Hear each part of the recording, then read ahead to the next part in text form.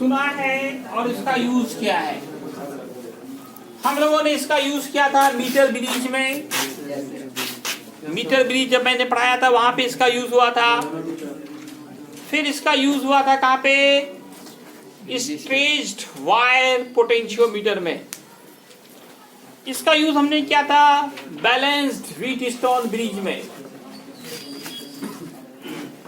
Moving coil galvanometer. Galvanometer, what is galvanometer? It is defined as the current detecting instrument. किसी wire से, किसी conductor से electric current pass हो रहा है या नहीं, इस बात का पता जिस डिवाइस से लगाते हैं उसी को गैल्वेनोमीटर कहा जाता है। लोग इसे मल्टीमीटर के नाम से भी जानते हैं, मल्टीमीटर, क्योंकि इसमें थोड़ा चेंज कर दीजिएगा तो यह मीटर बन जाएगा, या मीटर का काम करने लगता है। थोड़ा सा चेंजिंग करेंगे ये वोल्ट मीटर के जैसा काम करने लगता है। ये बहुत सारा काम, मतलब करंट मापने का काम, वोल्टेज मेजर करने का, करंट को डिटेक्ट करने का, बहुत सारा पर्पस यहाँ पे एक साथ हमारा सॉल्व हो रहा है। इसलिए इसको जो है मल्टीमीटर के नाम से आता है। जो बिजली मिस्त्री होते हैं उनके पास आप देखेंगे मल्टीमीटर होता है, या इलेक्ट्रिकल इंजीनियर्स जो होते हैं उनके पास मल्टीमीटर होता है। तो मल्टीमीटर इसी से बनता है। मूविंग कॉइल गैल्वेनोमीटर को ही आप एक तरह से मल्टीमीटर कह सकते हैं, क्योंकि मल्टीपर्पस इसका यूज करते हैं। डिफिनेशन तो वही होगा। मूविंग कॉइल गैल्वेनोमीटर एक डिवाइस है जिसके हेल्प से कॉइल के मूव करने से, कॉइल के डिफ्लेक्ट करने से, कॉइल के मूवमेंट से इलेक्ट्रिक करंट का पता लगाया जाता है। इंट्रोडक्शन में इसका यही कहा जाएगा। इंट्रोडक्शन में इसका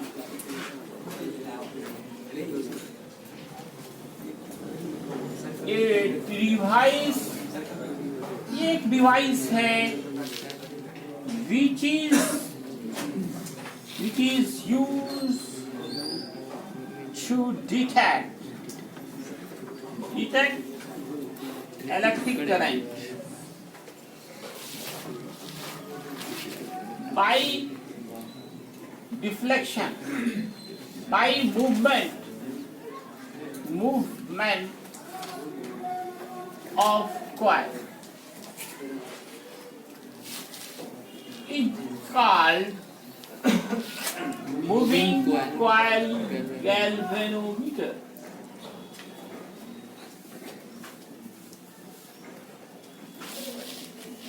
अब ये इसका सिद्धांत क्या है, प्रिंसिपल क्या है? आपने पिछले लेक्चर्स में पढ़ा था कि जब कोई मैग्नेटिक फील्ड हो उसमें किसी कंडक्टर से करंट पास करें तो मैग्नेट करंट करें कंडक्टर पे फोर्स लगाता है। फोर्स लगेगा तभी ना मूव करेगा। तो यहाँ पे फोर्स को हटा के टर्क बोला जाता है। पूरे कॉइल पे लगने वाला जो फोर्स है उसके साथ साथ वहाँ पे डिस्टेंस भी काम करता है। तो फोर्स गुने परपेंडिकुलर डिस्टेंस टर्क हो जाता है। तो हम यहाँ पे ये बोलेंगे कि मैग्नेट एक्सर्ट टर्क।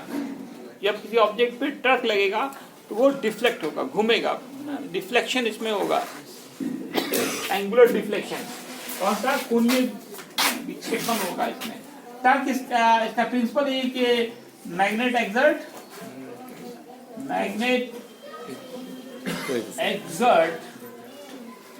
टर्क किस पर?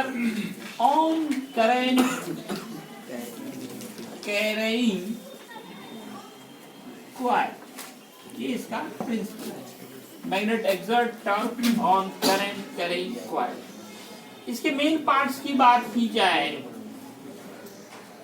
मेन पार्ट्स, इसमें एक स्ट्रॉन्ग हॉर्सशू मैग्नेट होता है। स्ट्रॉन्ग हॉर्सशू मैग्नेट होगा, उसी में हम लोग लटकाएंगे कॉइल को। एक कॉइल को लटकाने के लिए तार चाहिए, वायर चाहिए, फास्फर ब्रोंज का बना हुआ वायर, फास्फर ब्रोंज वायर।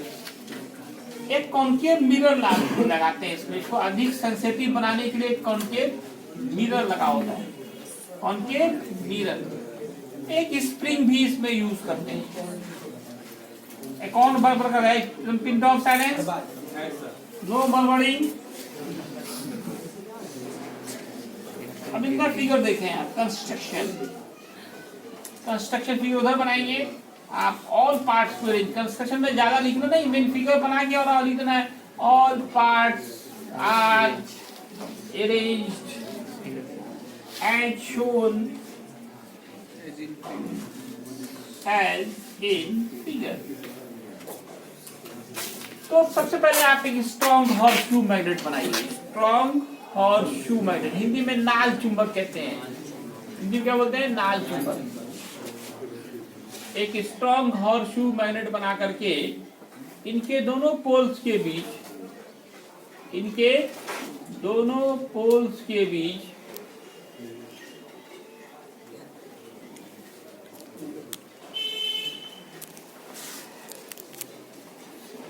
हम लोग एक कॉइल को लटकाते हैं। ये नॉर्थ पोल हो गया, ये साउथ पोल हो गया, इसका नाम हो गया हॉर्सशू मैग्नेट, नाल चुंबक, हॉर्सशू मैग्नेट। इसी के दोनों पोल्स के बीच में एक कॉइल को फास्फर ब्रोंज वायर के हेल्प से लटकाते हैं। कॉइल में कई टर्न्स होते हैं, वही टर्न्स दिखाया जा रहा है आपको।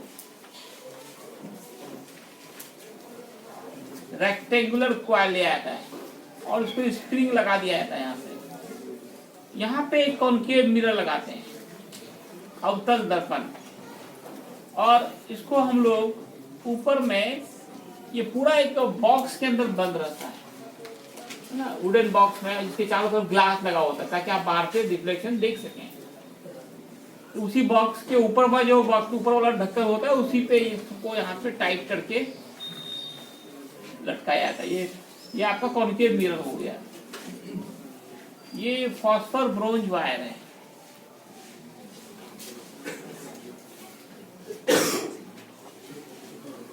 तो देखिए रहे आप, स्प्रिंग है और ये कॉइल है। वर्किंग मेथड क्या है?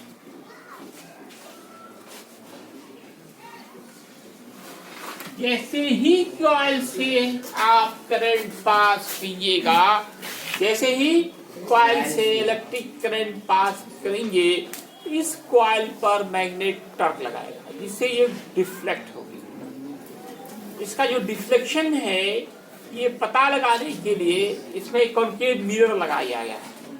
मिरर का प्रॉपर्टी क्या है कि मिरर को अगर थीटा एंगल से रोटेट किया जाता है तो उस पे पड़ने वाली जो लाइट वेव्स होते हैं वो just double angle 2 theta angle से डिफ्लेक्ट होती है। तो मिरर लगाने से फायदा क्या हुआ कि अगर थोड़ा भी करंट पास हो, काफी कम अमाउंट का, तो उस बात का भी यहाँ पता चल जाता है। इसको अधिक सेंसिटिव बनाने के लिए मिरर लगाते हैं, लेकिन जो प्रैक्टिकली यूज होता है उसमें ये मिरर सब हटा हुआ होता है। यहाँ पे एक इंडिकेटर लगा दिया जाता है, एक सुई, यहाँ एक स्केल बना होता है गोल सा, और यहाँ पे एक सुई लगा दी जाती है, वो सुई डिफ्लेक्ट करता है। तो हम जो बनाए वो लेबोरेटरी वाला, लेबोरेटरीज में अधिक सेंसिटिव बनाया जाता है। अगर थोड़ा भी करंट पता चल, अगर थोड़ा भी करंट फ्लो हो तो उसका पता चल जाए। इसको अधिक सेंसिटिव बनाने के लिए ही हमने क्या लगाया यहाँ पे, नहीं ये जो लगाया, लेकिन प्रैक्टिकली जो यूज होता है उसमें देखिएगा यहाँ पे सुई लगी रहती है, ऊपर यहाँ स्केल बना रहता है। तो वर्किंग मेथड यही लिखेंगे कि when electric current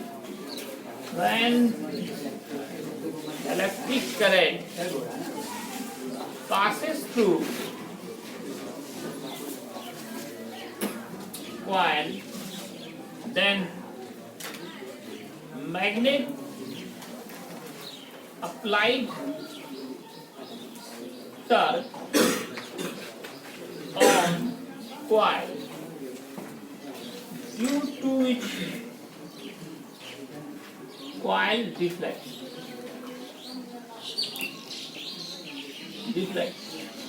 Deflection of coil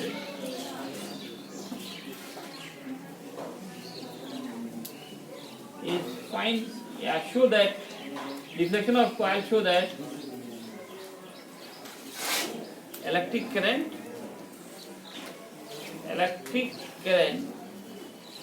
passes. Electric current pass हो रहा है, ये कॉइल के डिफ्लेक्शन से पता चल जाता है। तो सबसे पहले introduction, principle, main part, construction, working method हुआ। इसमें अब आपको करना है इसमें कैलकुलेशन, कितना टर्क लगेगा। ये अलग से भी एक क्वेश्चन होता है, टर्क किसी मैग्नेटिक फील्ड में किसी कॉइल को रखने पर उसमें लगने वाले टर्क का फॉर्मूला निकालिए। किसका फॉर्मूला? टर्क। तो पहले इतना लिख ले, फिर हम लोग टर्क का फॉर्मूला निकालेंगे। कितना टर्क लगेगा, कितना डिफ्लेक्शन होगा, फिर करंट सेंसिटिविटी, वोल्टेज सेंसिटिविटी सब निकालना है।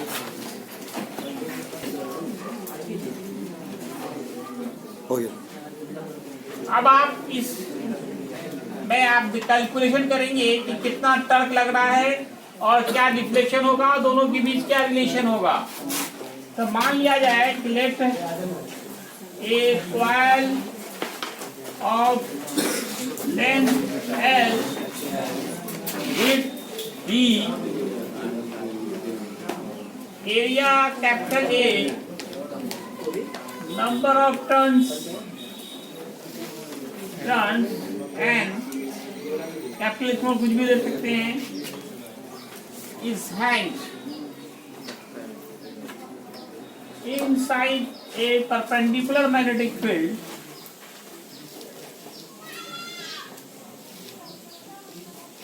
B, perpendicular magnetic field B।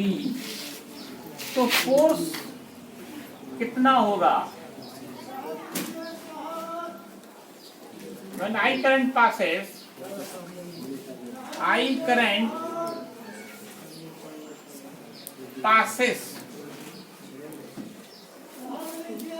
through the coil, then force का फॉर्मूला आप याद कीजिए, क्या पढ़ा था? BIL sin theta. BIL N turns है तो एन से मल्टीप्लाई करेंगे।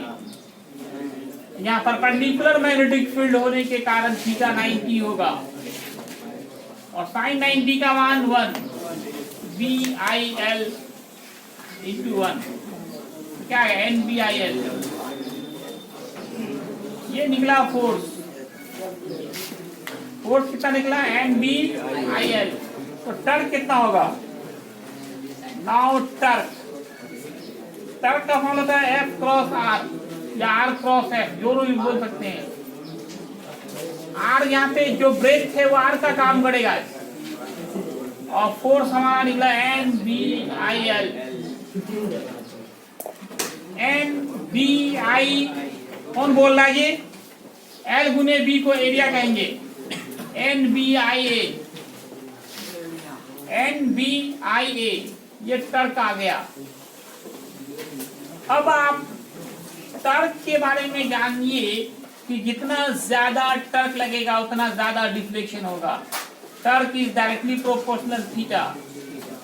यहाँ पे कांस्टेंट म्यू लाते हैं, mu is constant, here mu is constant. और टर्क का जो ये मान निकाले हैं उसको आप पुट कीजिए यहाँ पे। टर्क का मान कितना निकला है? IA equal mu theta. I निकालते हैं म्यू थीटा बाई NBA और यहाँ पे म्यू NBA कांस्टेंट है के, आई बराबर के थीटा, आई बराबर के थीटा। तो आई प्रोपोर्शनल थीटा मतलब जितना ज्यादा करंट होगा उतना ज्यादा डिफ्लेक्शन होगा। करंट बढ़ेगा, डिफ्लेक्शन बढ़ेगा। That is, deflection is directly proportional to the current. Deflection in coil is directly proportional to the electric current.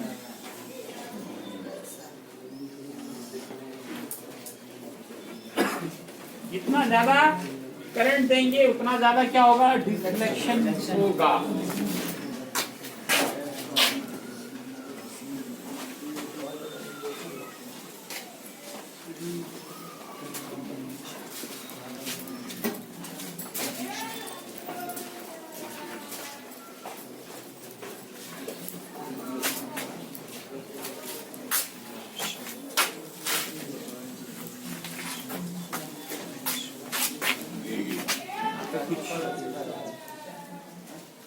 N B I L into B that is a, तो मान लो equation first. अब देखिए आपको देखना है current sensitivity end voltage sensitivity. सबसे पहले sensitivity क्या होता है ये देख ले, सेंसिटिविटी ऑफ गैल्वेनोमीटर।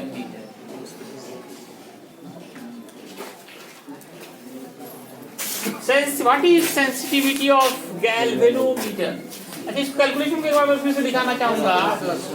फोर्स का फॉर्मूला होता है BIL sin theta, n turns हैं, 10 से मल्टीप्लाई किया, परपेंडिकुलर मैग्नेटिक फील्ड है तो थीटा 90 डाला, फोर्स निकल गया NBIL।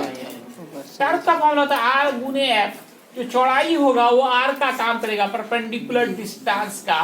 F का मान आपने निकाला NBIL, उसको पुट किया गया। अब L गुने स्मॉल b, लंबाई गुने चौड़ाई बराबर क्या होता है, एरिया। ये रेक्टेंगुलर कॉइल है, L गुने b बराबर एरिया होगा। अब देखिए ये प्रैक्टिकल बात है कि जितना ज्यादा टर्क लगता है उतना ज्यादा डिफ्लेक्शन होता है। Torque is directly proportional theta, constant यहाँ पे म्यू लाते हैं और टर्क का मान NBIA वो पुट करते हैं। अब हम आई को इधर रखा, NBA को नीचे किया, म्यू कांस्टेंट है, नंबर ऑफ टर्न्स कांस्टेंट है, जो मैग्नेटिक फील्ड लगाएंगे वो कांस्टेंट होगा, एरिया कॉइल का फिक्स होगा, सारा कांस्टेंट। वेरिएबल हमारा करंट और थीटा है। इस पूरे कांस्टेंट को क्या माना था, आई बराबर के थीटा आता, के हटा देंगे तो आई प्रोपोर्शनल थीटा के, मतलब जितना ज्यादा करंट होगा उतना ज्यादा डिफ्लेक्शन होगा। जैसे ही डिफ्लेक्शन हुआ तो समझ गए कि करंट पास हो रहा है। ये क्या है, कांस्टेंट है। ये मतलब ही होता है, जनरली जहां भी किया आता है वो क्या होता है, वो कांस्टेंट होता है।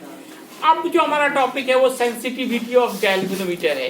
बोलते हैं फला आदमी बहुत सेंसिटिव है, मतलब कुछ भी थोड़ा भी कोई बात होता है तो उसको पता चल जाता है ना। फला लड़का बहुत सेंसिटिव है, मतलब जो भी उसको कहा जाता है उसको मानता है वो, है ना। एक बार बोला फीस के बारे में लाके जमा कर दिया, वो क्या हुआ, ज्यादा सेंसिटिव हुआ और कुछ को असर ही नहीं होता है।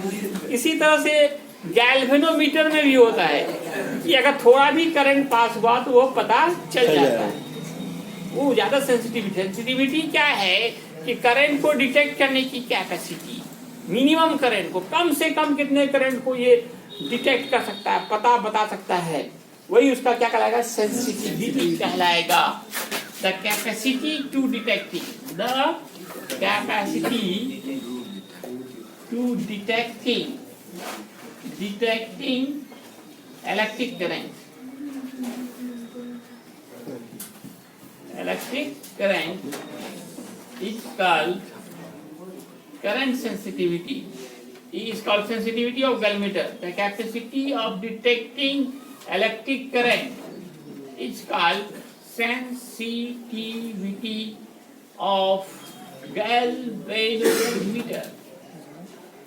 इसका दो टाइप होता है, types of sensitivity of galvanometer.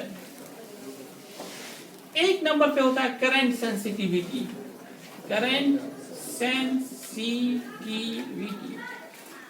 CS बोलते हैं।